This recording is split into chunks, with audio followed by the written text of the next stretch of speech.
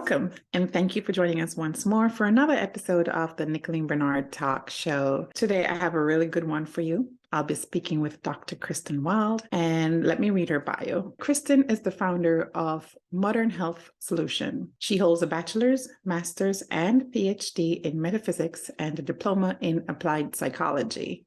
She's an award-winning health educator and speaker dedicated to helping people overcome life's most difficult challenges. She is a survivor of rheumatoid arthritis, lupus, and Graves' disease.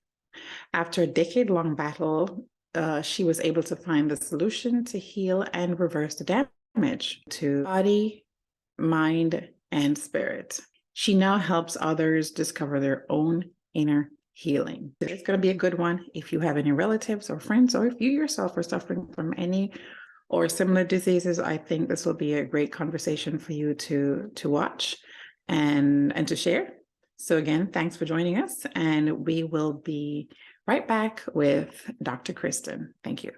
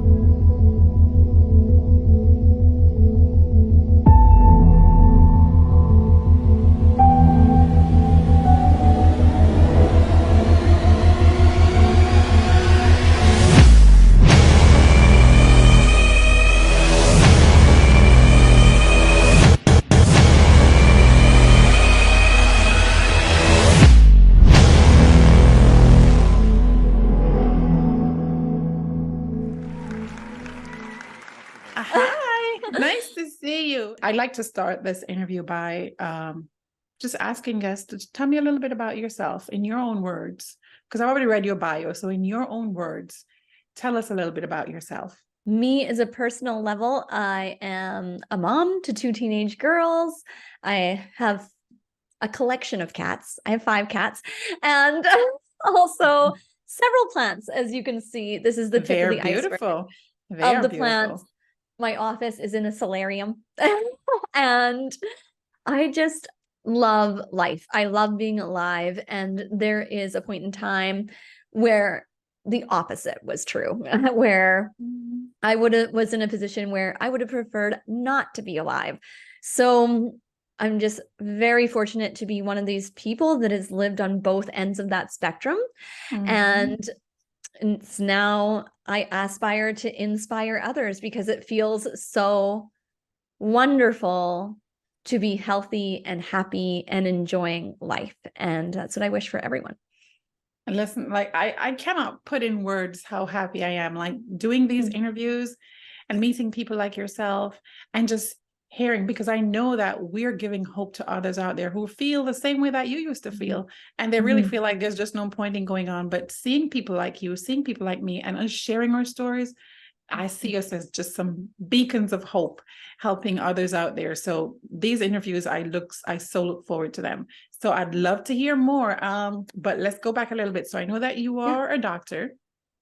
Yes, so I am a PhD, not what you would think would be the person teaching people about autoimmune conditions. That's for sure. So I was in a position when I was younger where I was going to be heading to the medical school route. And then my life took a totally different turn. And so I ended up with a PhD in metaphysics, which is one of the 4 pillars of philosophy of all things. And then went back to school and got my applied psychology. So some really different backgrounds. What made you change from medicine to psychology? Like what was that thing that drew you? I would love to say that it was like this mystical thing, but no, I was in my Bachelor of Sciences and I chased a boy to another city. Which did not work out at all, but it took my life in a totally different trajectory. So I ended up going back to school in my later 20s and just going on a total tangent in a completely different direction for some time. Oh, well, that's very interesting. Yeah, I didn't know that. That was a great little tidbit there. Okay, great. And so you decided to change course. And what made you change back? Like you just decided this is what I really want to do? So I had not anticipated that I would be helping women cure themselves of incurable diseases. I had no clue I was going to become this person. That I became this person because I went through it myself and went through a unique set of ways and process that it came to the point where this is just who I became naturally. But before that, I was an entrepreneur, real estate investor, and very much kind of closet spiritual student, so like really interested in spiritual research and quantum physics, things like that. And so yes, it's so funny because when I look back, it's like, oh, of course, this is what I'm doing now. But at the time, I had no idea that that's what I was preparing for. Like, no clue. Right. So that's how it usually is. Life leads you where you need to be. Totally. How did the illness begin? How did you? Yeah, well, I am a person that is like a lot of women experiencing autoimmune, where I've just naturally been a person of service, so much to the point where I attached my identity and my self-worth to how much I was giving to the world and others, and how much I was doing, how much I was achieving, how much I was accomplishing. And that was, my identity was completely wrapped up in that. And so I forgot I existed as a person. And so I ignored the signs because I wasn't even paying attention to them. And so I could say that I got sick instantly. I got sick after my second child was born by C-section. And up until that point, I had counted on my body completely. It hadn't let me down. And yet, when I look back beyond that now, I can see how, of course, inevitably, I was going to become ill. Wow. I was just so hard on myself, intellectually, emotionally, physically. And at some point in time, we break. And it usually it's called, the hammer keeps getting harder, a friend of mine always says. And my hammer had to get real hard. It cracked me wide open. It does. And I can relate to what you said a lot, because sometimes we don't even realize that we're doing it. And recently I had an episode I went through. I really had to take a break. My doctor looked at me and she was like, if you could only do half the things you do for others for yourself, then you would be such a better place. And I find that although you know sometimes that you do need to take care of yourselves, like you're for me especially, I'm doing this program and I get up daily wanting to know how many people can I help, and I do measure myself for it sometimes that way, like how many people did I help, how many people did I make a difference to. You're a mom, so, and I have teenage girls too, so I know wanting to be the best mom. I know. I have to whisper because my daughter may be somewhere. I know, I'm scared of them. So, you want to be the best mom to them. And I have my mom live with me now. And then I have it. So it's just a lot. And you kind of get lost in the shuffle sometimes. So I do preach about self-care, but I feel like sometimes I'm a hypocrite because I don't always do that. So I do relate 100% with what you just said. So the illness, do you want to talk a little bit about the illness, how you found out what it was what the diagnosis was, and what that process was like for you? Sure. Yeah. And the process I went through is usually pretty similar to what other people go through, but everyone has their unique experience. And so, yes, I had just had a baby. And what happened was I ended up with mastitis, and that mastitis turned into blood poisoning. And so when I was hospitalized, they didn't really know what to do with me at the hospital because I was there with a baby, but she wasn't a newborn. So they couldn't put me in the maternity section. They couldn't really put me in general. And so they're like, here, we're going to give you a super dose of antibiotics so we can just keep you one night and get you out of here. And so I was out of it. I was not making decisions for myself or even thinking about the consequences of that. And 3 weeks later, I woke up and it felt like both my wrists were broken. I couldn't like really turn handles on the door. And it was like, I went into instant denial because it was so peculiar, nothing I'd ever experienced before. And so I just figured, oh, I just had a baby. All these things are going on, right? And so it'll just go away. Well, no, So it just I'm kept. sorry. Before, let Mhm. me just stop. For those folks who don't understand what mastitis is, would you like to Mm. explain what it was? Sure. Yeah. It's when a milk duct becomes clogged in the breast when you're breastfeeding. And so it can cause infection. And if Okay. it's a big enough infection, it can cause blood poisoning. It gets into your blood. So Right. yeah. And so one of those things that can happen. And One of so the it many was things. really just the trigger. There can be so many different triggers for people, Mm-hmm. emotional triggers, physical triggers. Usually it's both. And the body's run down, and it's just like all of a sudden the cells start producing downgraded DNA because they're so bogged down, they're so overwhelmed. And so because the body's like, hey, we're in survival mode, and has probably felt like that for some time, For some time. there's some sort of trigger that just flips that switch. And once Pandora's out of the box, she's not going back in. She stays out. She's out. And then it's a whole new set of rules if you would like Yeah. to relieve yourself of these conditions. And Mm-hmm. so how you got there is not how you'll get back out. Sure. And so for me, it was a long journey, and I'm a very slow learner. And so I went to the doctor. They said, my doctor right away said, this sounds like rheumatoid arthritis. Because at this point, I was about 3 or 4 weeks in, and it started like shifting around my body. It was my elbows, and it was my knees, and it was my ankles. It doesn't happen this way for everybody. Everyone has Right. different experiences. And so sent to a specialist. The specialist was basically chalked up what I was going through as postpartum depression, and that it was all in my head. And so nothing really happened. And so I just kind of went along with it, and it started to progress. But I'm raising 2 babies. I'm an entrepreneur. I'm running a real estate corporation at the time, and was also in school. Wow.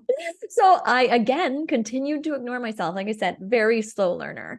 Mm-hmm. And so by the time 3 years kicked in, I was really starting, the disease itself was really starting to progress, and I Wow. just couldn't move in the same way. And it was very obvious in some of my joints that this disease was setting in. And so again, went back to the medical doctor, was like, this is now an emergency. I'm going to send you to a different specialist. Got sent to another specialist, and it was the complete opposite kind of experience. They're like, this is bad, and you need to be on all these drugs. And I was like, so overwhelmed.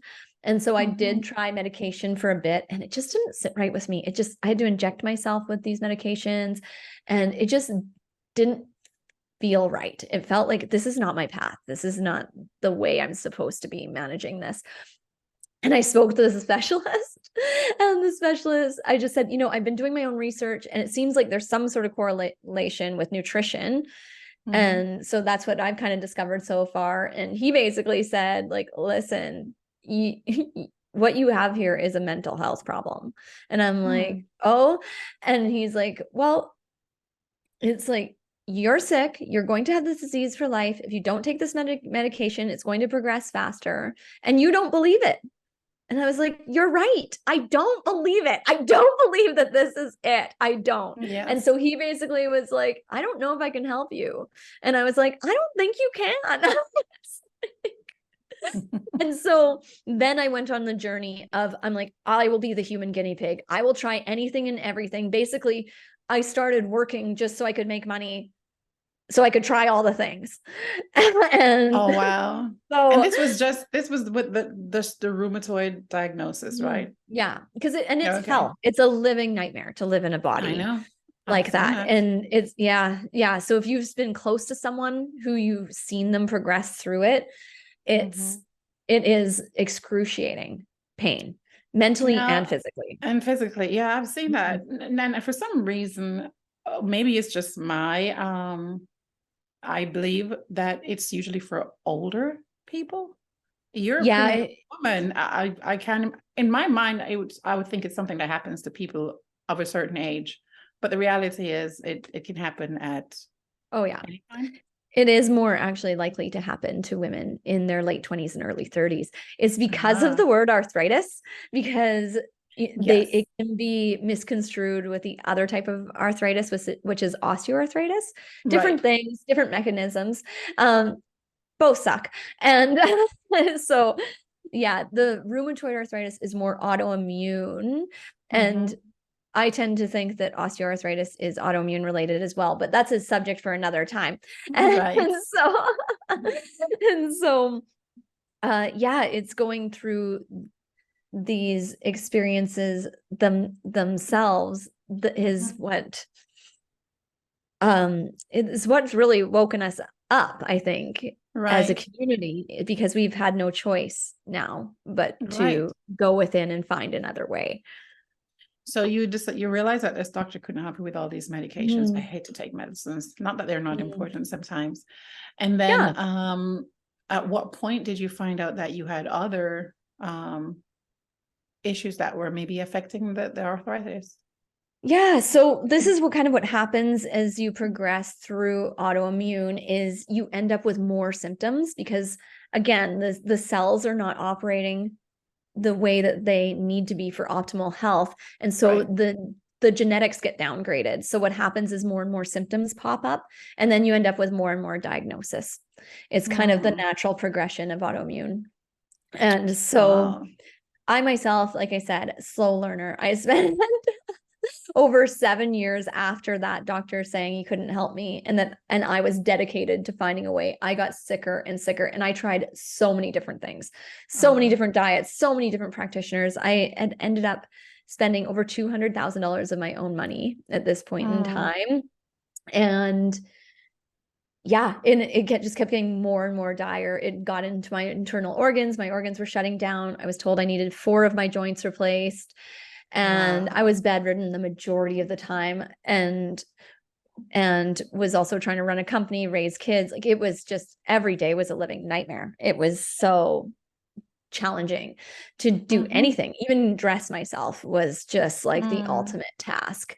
And so I couldn't hold utensils anymore. And so it did get to the point where it was so dire because I'd always had this fire within, like, no, I'm going to overcome this. And it did hit a point where I was at rock bottom, and I was like, was everyone else right? And I'm just like insane. Yeah. And so I hit that rock bottom point, and it, it had to go really far for me to hit my rock bottom. And so when I did, I was 10 and a half years into the illness and was at an airport, and I had sciatica all the way down the back of my leg because I was told I need my left hip replaced. So it was just not functioning. And I did not want to go into a wheelchair. I was like, no, I'm never doing it. Like, it's like, and so I can barely walk. I'm shuffling everywhere. And so by the time I got to security at the airport, there was just tears streaming down my face because I had had to stand for so long. And so the woman looked to my then husband and was like, what's going on here? And he just kind of explained that I was dealing with an illness. And she turned to me and said, ma'am, I'm going to have to insist we get you a wheelchair. And I was just like, ugh, ugh. Like, it was just that moment where it was like, you know? Yeah. And I'm sitting there looking at my daughters. They're looking at me so concerned. And I'm just like, it was my point of surrender. And I began to silently pray. I was just like, God, source, universe, whatever you want me to call you, please. Like, if you want me to overcome this, send me answers. And if I'm not meant to, like, enough. I can't do this anymore. I can't. And so in that moment, I felt energy rise up through me. I could feel it. It was just this sense of this energetic shift is the only way I can really explain it.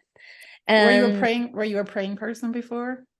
So I'm I would say I'm a spiritual researcher. So yes and no. It was more out of, I'm just someone that evolved spiritually through the logic. So it's like, let's see if this works. Let's see if that works, but hadn't prayed in a way of sincerity in that way. I understand. Surrender. You haven't surrendered. Yeah, I hadn't truly surrendered. It's one of those things. It was like I was hanging on to the edge of the cliff and was like, I let go. And the universe is like, I can see you. I am you. You know? And so that was the day where I really did just let go. Right. Oh my Mm-hmm. gosh, I'm so moved by that. And Mm-hmm. so, and what did you do after? So, So then just things started to come to me. It was like each piece of the puzzle started to come in the perfect timing. So it came in thoughts and ideas. So and it probably just unlocked my subconscious too. I'd been studying this for over a decade now, right? mhm. And at this Yeah. point where it was like my whole life was consumed by this. And something just came to me and said, search up a nutritionist that have cured themselves of an autoimmune condition. I've totally done this before. And I did it that day. And I found someone that lived like 3 hours away from me who had cured herself of MS. And Mm, that's where I found the first piece of the puzzle was nutrition. There's multiple pieces of the puzzle, and nutrition's the tip of the iceberg. And mhm. also, it's such a good starting point because what you're doing is you're helping really clear the digestive tract, which gives your body more energy to go to the other areas of the body and heal. So it's such a good place to start. And that was where Mhm. I started. And then one thing after another. And it hasn't stopped since. So I'm over 5 years in remission. And Fantastic. yeah, it's very great. And so I reversed probably, I would say over 90% of the damage in my body at this point, and it's still going. So 3 of my joint replacements are completely reversed. The last one I'm still working on, but it is moving in the right direction. Oh my And gosh. so amazing. And it's really cool because when you teach other people, it's like, I'm still here, I'm 5 years in remission and I'm still on a healing experience. And that's great. As long as we're keep moving, Keep moving forward. Yeah. You're a living that's what matters. testimony. It's Yeah. exciting. It's exciting. Oh We all my get to be that gosh. these days, right? In our own way, in our unique aspect. But we won't get there until we regain our own personal power. That's what it's really about. Exactly. And just reminded that we have everything we need. We already have everything we need inside of us. Mm-hmm. Mm-hmm. So, oh my gosh, I'm getting goosebumps. So you started with diet and Mm-hmm. nutrition, and that's Mm-hmm. like you said, that's usually a good place to start. Mm-hmm. What other tools? What else did you do? Because Yeah. I And know so that there's a mental side to it. Uh, yes, that's actually 100%. 100%. That's the major Mm-hmm. part of it. And once you do Mm-hmm. start doing that work, that's where it really does start to flow. So, what else did you do besides your nutrition? Perfect. That's the perfect segue for how this all works. Mhm, It is a cycle. So when you think about mhm. this, and this is what I went back to school for, is to understand that mind-body connection. Why, Yes. how are they connected on a physiological level? How can we change our actual physiology to function well? And turns out, well, our mind, our brain, it's part of our body, but it does so much chattering. We've convinced ourselves that it's like this separate entity that runs the show. It doesn't. Mhm, mhm. And so Yeah. this is where we have to learn both, because from our thoughts literally become things in neurochemicals, in the electrical impulses run through the body, all types of things. So our mind needs to be a clear channel and our body needs to be a clear channel. And Mhm, so, all of it comes down to clearing our cellular health. How that looks in the mind is totally different because it's electronic. It runs on a completely different system than the rest of the body, which is way more biology based, right? But our brain is like a supercomputer. mhm. And it's a supercomputer that has new hardware and old hardware. Those There's old that hardware. that Mhm, animal brain. mhm. It's still doing a great job in taking over the show. And Yes. so it literally becomes enlarged. Those parts of our brain become enlarged, especially when someone's now been living with chronic illness, chronic anxiety, because they're constantly being put in this fight or flight state. And so Mhm, what happens is the blood flow goes predominantly to our animal brain instead of our prefrontal cortex, which is known as our ethereal brain. It makes us conscious that we're conscious and makes mhm, much better decisions. So we just want to reverse that. We have to mhm. intercept it. And sometimes you need an outside source for that because you're trying to fix a tool with the tool. So you need Exactly. community, you need support. And if you try and do it all on your own, it'll take forever. 10 times It's longer. 10 yes. times longer. It's like, because sometimes you just need someone to say, hey, how about this instead? And you're like, oh. Right. So who was your go-to person? Who was that person that was your support, your resource during that healing time, especially in the beginning stages? Yeah. So for my experience, because I was kind of the pioneer of it all, there was lots of different people. It was all over the place. I was just taking whatever information I could from different people and putting it together. And then working it out. So again, it took a lot longer for me than it now takes for other people, because I was kind of stumbling. First I was in the dark, stumbling and figuring things out.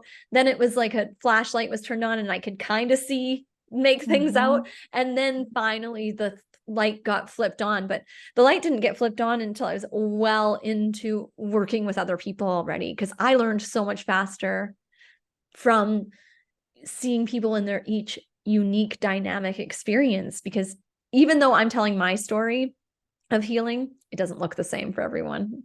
That's absolutely true. Yeah, the tools That's are similar, but each person is so unique in how they use those tools and their own personal experience. You just never know. You never know what's going to happen. That's so true. Absolutely.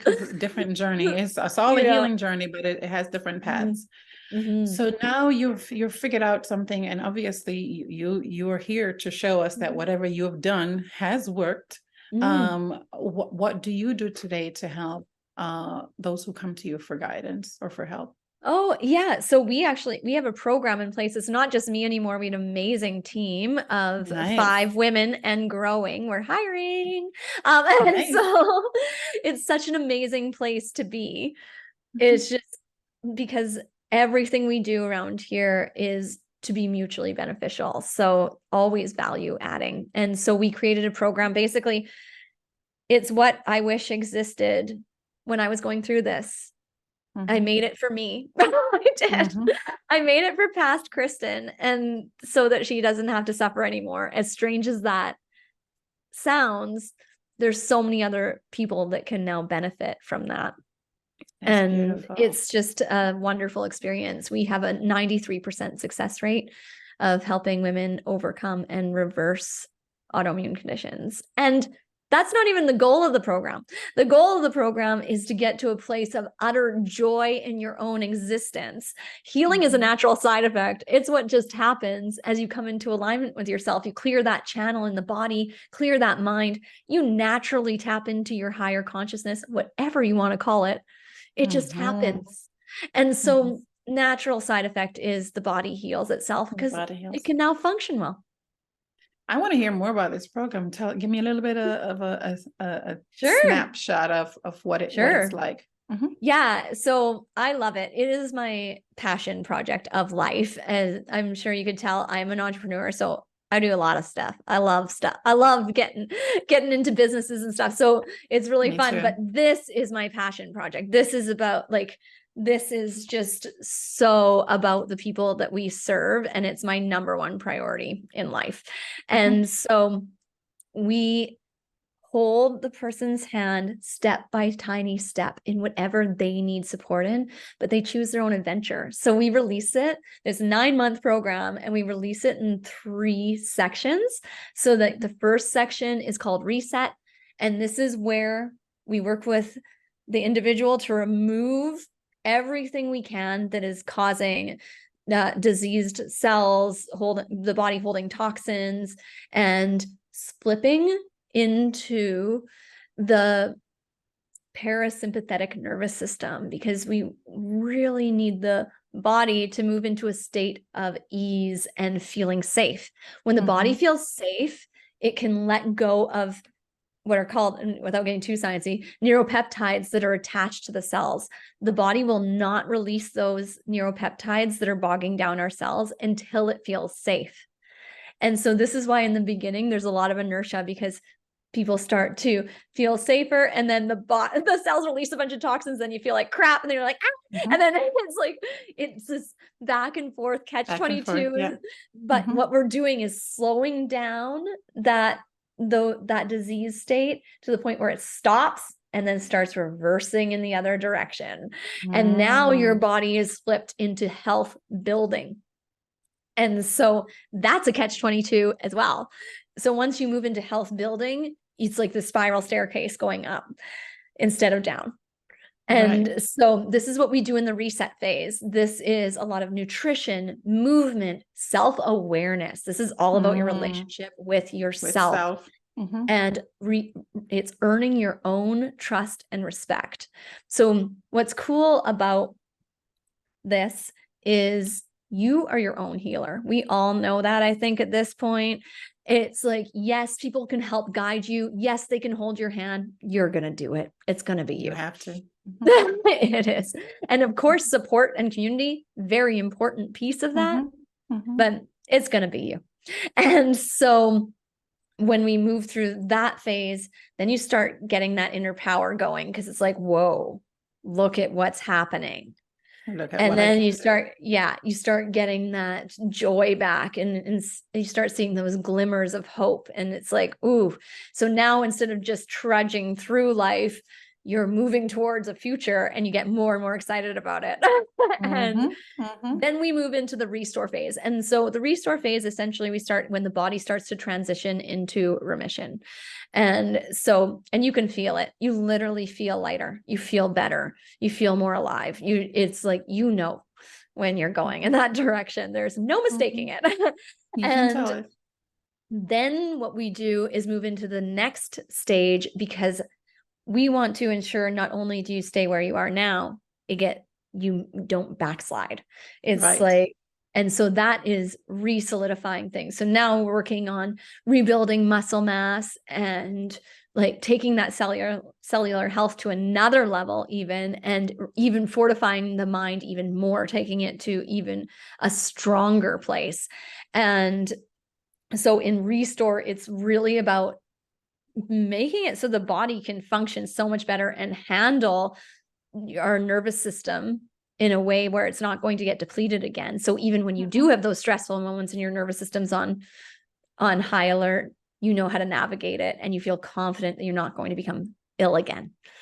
And so that way, this phase is all about your relationship with your environment, other people, your work, and your vocation, your purpose, your experience on the planet as a person, who you want to be and how you want to show up, and really starting to pay attention to that and make some different decisions, because now you have the ability to. Your body is getting better and better. It's like you get to look forward to a future you never knew you would have. And so now you get to step into that new identity of not necessarily changing who you are as a person at the core, but now living in this new empowered state as your authentic self. So then from there is the reverse phase, which is my favorite. And I've been in that phase for 5 years, and I will be in it for the rest of my life. And so this is where you have so much joy, you're overflowing so much energy. The whole thing about this is reclaiming our own energy, our own power, and then deciding where we direct it, instead of it just being siphoned from us all over the place. We've just been giving it away like it has zero value. And it's like, whoops.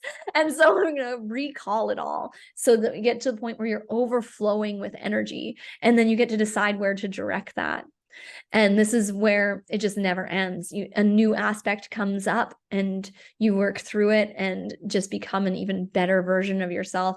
And you're way more concerned about who you're showing up as a person than anything that's going on around you. And it becomes so fun, and super weird stuff happens. And it's like, that people would just call miracles. And it's because of the internal state you're living in. Wow. That's our program. So the program itself is 9 months. We have group calls, coaches. They get one-on-ones with me, because I really love to deep dive things with people. It's my favorite thing to do. And also access to workshops, and a step-by-step portal where you get to learn the rules, learn how to follow them, and then break them and make new ones. Breaking rules is always fun. Yeah, but first you need to know how to follow them. And so that's the thing.